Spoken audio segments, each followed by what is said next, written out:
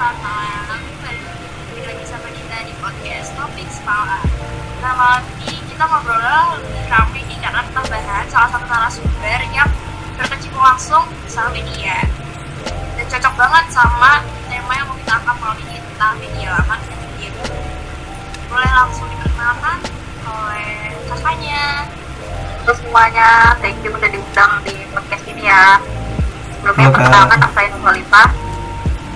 Saya sendiri sebenarnya sih kerja di agensi, cuma posisi saya kan eksekutif, jadi Oke Kak Nur Khalifah ini bisa dipanggil apa ya Kak? harus si Ipah ya. Kita biar enak panggilnya Kak. Oke Kak, jadi sudah berapa lama nih kakaknya bekerja dengan media? 3 sampai 4 tahunan sih kayaknya di Oh, pertama 1 tahun, company kedua 3 tahunan kan. oke, berarti udah lumayan lama juga ya Kak? Udah lumayan sih, soalnya kan dari kuliah mulai masuk itu udah kerjaan. Oh, iya sih benar juga Kak. Dan makanya ini kenapa sih Kak tertarik bekerja dengan media? Karena menurut saya sendiri media itu lebih seksi apa kain gitu loh. Jadi misalnya nih, saya mau terjun di kalangan anak-anak muda. Tujuan saya, target audiens saya itu anak muda, saya cepat paham bagaimana gaya mereka, bagaimana gaya mereka, saya juga mengalami semuanya. Misalkan saya terjun di kalangan orang-orang dengan santai di luar malam, mereka seperti apa, dalam banyak apa. Jadi menurut saya dengan dari saya lebih paham bagaimana karakter manusia yang tergolong dari umum, dari pekerjaan, dari geografinya. Oke, berarti emang kakak udah minat deh. Iya, jadi lebih banyak tahu tentang macam manusia. Iya, karena kalau kerja di media tuh kesannya kita muda terus ya Kak? Iya, mudah terus karena kita banyak mainan baru setiap harinya. Karena kita mengupdate terus berita dan kemajuan-kemajuan yang ada ya Kak? Iya, jadi dengan kita ada di media, diri kita mungkin nggak update gitu loh. Nah, iya benar banget. Jadi emang asik banget sih Kak di media ya. Nah, media dalam pandangan pribadi kakak tuh kayak apa sih Kak? Dalam pandangan kakak aja. Kakak ngeliat media tuh kayak buah apa? Menurut saya sih media sendiri kayak itu ya, itu kita mau dan jalan apa yang harus kita ambil. Misalnya saya mau meng-grab target milenial, jadi jangan saya ambil untuk grab target itu. Saya punya apa, jalan apa yang mau saya tuju ke sana itu. Jadi kalau pemilihan media yang tidak kita apa target audiensnya. Tetapi kalau misalnya kita punya strategi media yang kuat, semuanya terdelisir dengan baik, ya kita bakal dapat pasti yang baik juga dari yang kita mau. Oke Kak, jadi bisa dibilang media itu juga sebagai wadah ya Kak? Iya, Oke Kak, kendaraan Pak menuju tujuan kita gitu loh. iya, karena media itu kita bisa kayak ngebuka semuanya lewat media ya Kak? Iya betul. Ini kan kita coba aku sendiri nih dan temen aku juga ada yang mau nanya nih Kak. Boleh? Oke Kak, aku mau nanya nih, yang membuat menurut kakak ya, yang membuat media lama sama media baru perbedaan itu apa? Kalau menurut kakak sih media lama sama media baru itu kemudahannya ya, karena kan manusia sekarang itu semuanya pengen cepat. Betul, semuanya pengen mudah, semuanya pengen ngomong. Jadi kan kalau media lama itu harus beli koran dulu misalnya nih, kita harus beli koran dulu kita baca. Sedangkan kalau media baru itu kita bisa buka handphone, cari baca apa, kita udah tahu kita cari sedikit itu namanya mana-mana gitu loh. Jadi kan enggak ya, kalau konten kan ada ya.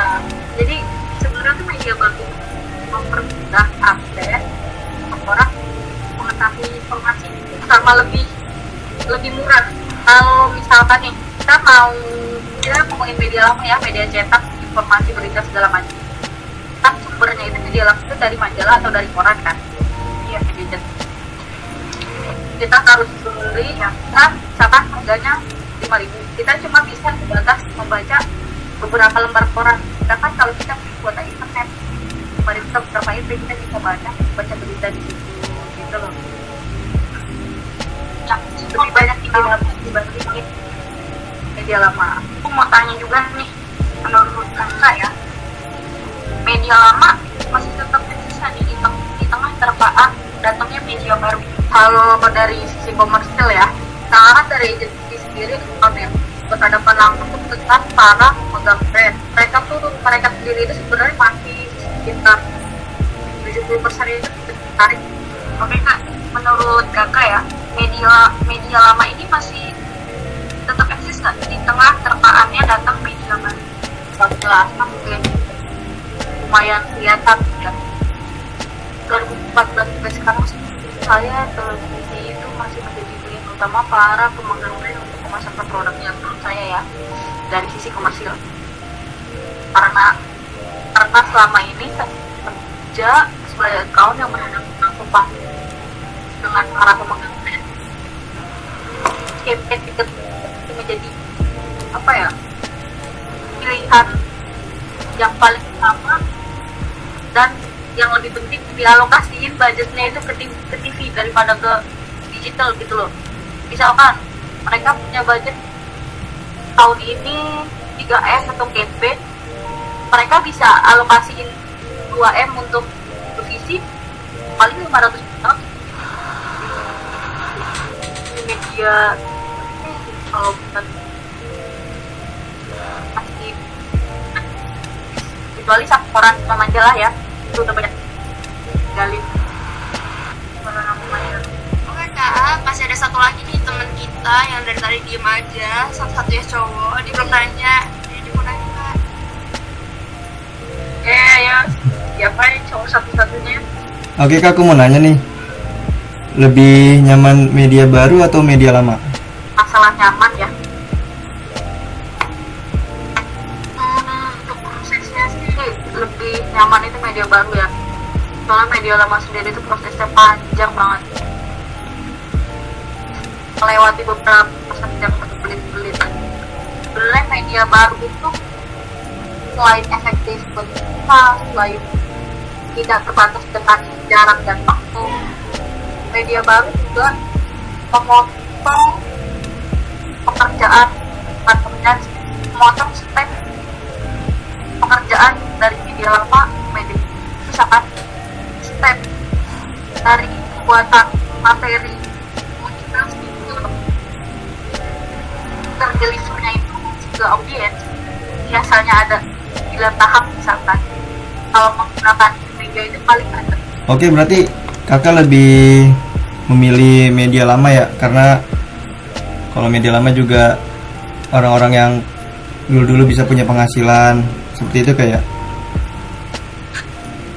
Kalau masalah sampai tenaganya segala macam itu better tenaga baru, tapi tingkat kemudahannya. Kalau masalah asiknya kerja, Susah senang bekerja di media itu kayak gimana sih? kalau tanya itu sih pokoknya kalau susahnya itu analisis sih sebenarnya. Jadi umurnya nggak semua golongan pekerjaan bisa dikelompokkan dengan golongan pekerjaannya. Jadi sedikit susah membaca apa yang pas untuk mereka gitu loh. Kalau misalkan senangnya itu lebih banyak ketemu orang, lebih banyak ilmu, lebih banyak ngobrol sama orang baru, lebih banyak yang didapat juga dari orang baru itu sih. Sama susahnya sih kadang kita kerja gak ingat waktu itu aja. Berarti hari libur pun juga tetap masuk ya kak?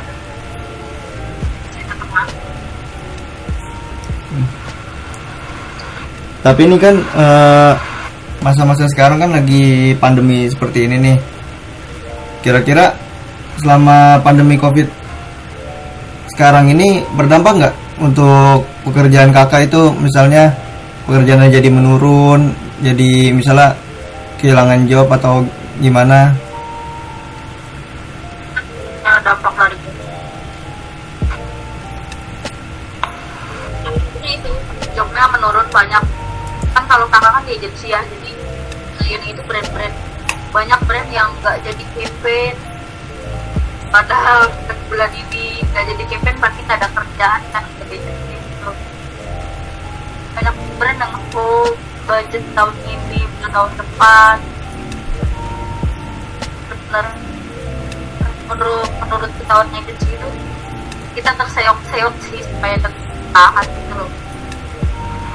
Walaupun di COVID ini kan juga keramaian sendiri kan dicabut ya, beberapa kali PSBB, media itu kita juga ada proses pembuatan materinya ya, kayak misalnya syuting itu tuh harus ada izin keramaian. Kalau COVID kayak gitu kita nggak bisa syuting, nggak bisa karena nggak ada materi yang bisa di deliver, karena brand-brand juga pada kepekerjaan, kita juga dia jadi apalagi orang ini. Dampaknya emang sangat besar sih kayak. Kalau misalnya itu balik lagi ke perusahaan, berarti kalau misalnya tadi kan banyak yang ke pending atau mungkin nggak jadi, itu berdampak nggak sih buat kayak karyawan itu kayak pengurang gaji atau mungkin malah lebih parahnya atau PHK atau teman-temannya ada yang keluar gitu misalnya tidak diperpanjang? Ada beberapa agensi teman-teman kakak sih yang perusahaan itu karena pandemi kali nggak ada kerjaan, terus overhead masih tetap tinggi, itu tutup.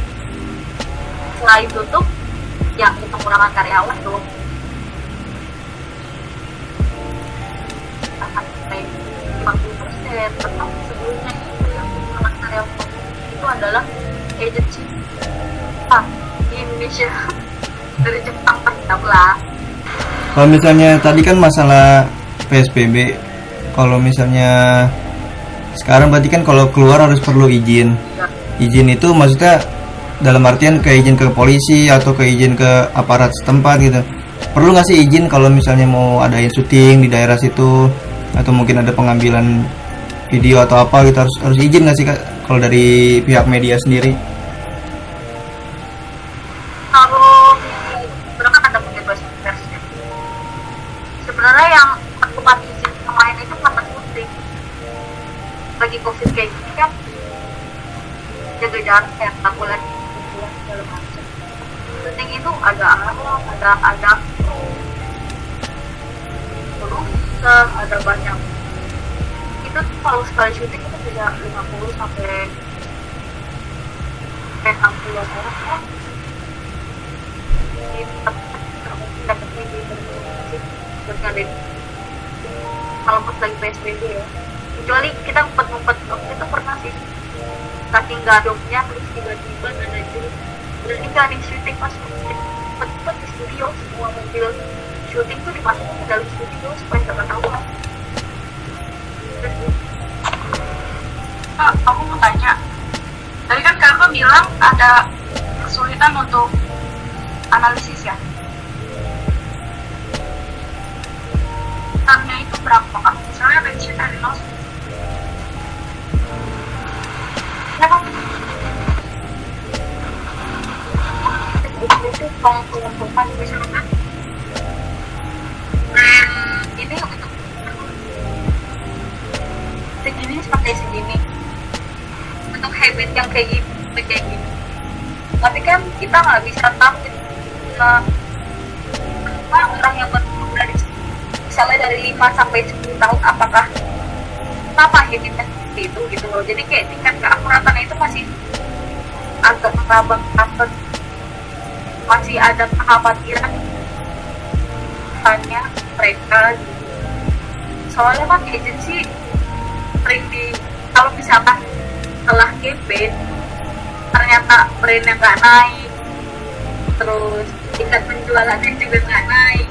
Agentnya sih pada bilang, ini gimana sih campaign tuh, kok nggak bikin gue jualan, kok nggak bikin brand gue naik. Nah itu sebenarnya kan kesulitan. Nah itu dari tanggung jawab apa yang pilih teman diri kayak dari wah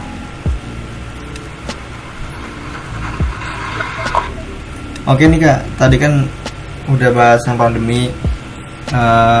Untuk media, gimana sih cara survive di masa pandemi nih biar dapat penghasilan gitu? Misalnya kan penghasilan cuma dari film atau iklan kan, selain itu maksudnya biar dapat penghasilan gitu di perusahaannya, biar supaya gaji karyawannya itu seperti apa Kak? sebenarnya ya buat dampak kayak gaji karyawan, sewa gedung kantor segala macam itu nggak bisa diperhatikan karena semua itu tetap nanggung. Ya, sebenarnya mengajukan WFH, jadi kadang namanya digaji hari kerja gitu gitu sih sebenarnya. Terus ditambah sampai di pandemi saat ini sih kita ngegali lah, ini kan nggak ada klien nih, nah ini kita manfaatin tentunya buat ngegali klien-klien berpotensi yang mau event di tempat. Jadi kerugian yang kita alami di tahun 2020 itu bisa mulai di event itu sih. Lebih banyak belajar di ini, jadi lebih banyak membuat kontrol, lebih banyak membuat brainstorming, lebih banyak untuk strategi kita 2021. Karena kapan ini kan kita nggak bisa perkirakan ya. Jadi gitu sih sekarang ini ya. Oke, baik Kak. Ada lagi nggak? Kembali ke masalah topiknya. Terus kalau boleh mas. Oke. Gue. Nah kak, kan kakak jadinya kan sekarang lebih sering WFH ya kak, karena lagi pandemi juga. Berarti kakak lebih sering menggunakan media sekarang itu. Betul, lebih sering kayak internet sih sekarang, kayak misalnya meeting kayak pakai Zoom kan mau media banget ya. Terus brainstorming sama tim juga pakai Zoom, sekarang semua sama main Zoom. Emang di era pandemi kayak gini nih sebenarnya di media itu lebih naik-naiknya, karena emang di media itu yang bisa bikin kita berjarak sama orang, berjarak dalam arti kata tidak jarak badan tapi kita bisa tetap bisa diskusi, bisa tetap kerja, bisa tetap berinteraksi gitu sih. Iya sih, secara tidak langsung media baru ini membantu kita di saat pandemi ya kan. Tapi ada kesulitan atau ada misalkan kendala nggak nih kalau misalkan bekerja dengan media baru? Sebenarnya kan kayak agency ya, terusnya account, karena accountnya itu kan yang terima dari klien, lagi terima brief, postingan di klien lagi kita ngasihnya kita jelek kan, itu juga terimanya nggak enak, terimanya salah. Kalau dari kita terimanya salah, kita bakal nyampe tim kreatif kita kan salah, dan yang dihasilkan oleh tim kreatif kita salah gitu. Jadi kemungkinannya kecil buat kita izin. Lebih ke miskomunikasi aja sih. Iya. Karena terkait sinyal. Iya nggak bener banget ya kayak kita sekarang. bisa buat ngobrolan ketemu langsung gitu Kak. Iya, jadi ya, kalau sinyal bagus, kita terimanya bagus. Tapi kalau sinyal jelek kayak gitu. Iya, itu memang salah satu jadi kendala, guys, kendala semua orang sih kan pas pandemi ini, dan terpaksa untuk kerja di rumah atau sekolah dari rumah, kuliah dari rumah, tetap ya sinyal. Iya, nyawanya orang-orang waktu pandemi itu sinyal sebenarnya. Bener banget. Kalau nggak ada sinyal, udah nggak bisa kerja, nggak bisa sekolah, nggak bisa kuliah. Iya, betul. Nggak mau ngapain.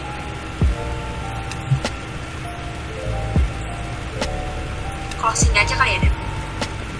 Kan satu lagi belum? Kan? Iya, ya maksud gue itu kan. Iya. Oke nih. Apa ya? Hah? Iya, iya. Dan ya. Oke nih Kak, yang terakhir saran Kakak untuk kemajuan media massa yang akan mendatang itu seperti apa sih sarannya? Karena media itu nggak bisa diprediksi yang sampai mana.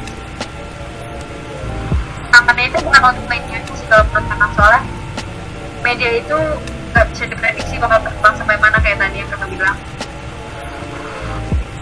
Tapi sebenarnya buat anak-anak kita yang terjun ke media mulai dari sekarang pelajarin apapun yang berkembang di media, soalnya kalau emang kita kalau misalkan kita nggak ikut berkembang seiring dengan perkembangannya media, kita bakalan susah belajar, kita bakalan susah buat ikut media marketnya media ini. Tuh.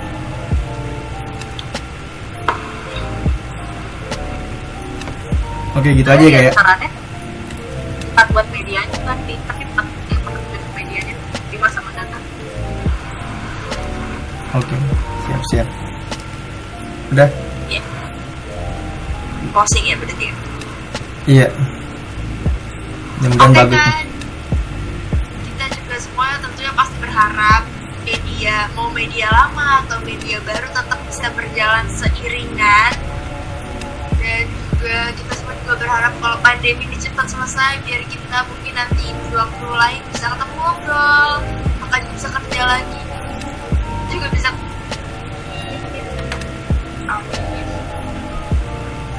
Kita mengucap terima kasih ya Kak buat waktunya, udah bisa seperti ini ngobrol sama kita yang masih buta banget sama media. Kita ketemu lagi. Semoga kita bisa ketemu di lain waktu ya Kak. Terima kasih, dan terima kasih semuanya yang udah dengerin podcast ini sampai selesai. Semoga kalian tetap selalu sehat dan jangan lupa 3M. Terima kasih, selamat malam. Halo, see you. Oke. Terima Kelar. kasih Kak. Makasih ya Kak. Kasih Khalil. Sama-sama. Ya. Jadi sampai malam banget. Bukan udah lagi baca berita soalnya sebetulnya. Oh iya jadi ganggu nih. Iya. Oh, pasti aja. Iya Kak. Oke. Oke dah. Kelas aja nih ya. Iya. Ya. Oke Kak, makasih banyak Kak. Thank you ya semuanya.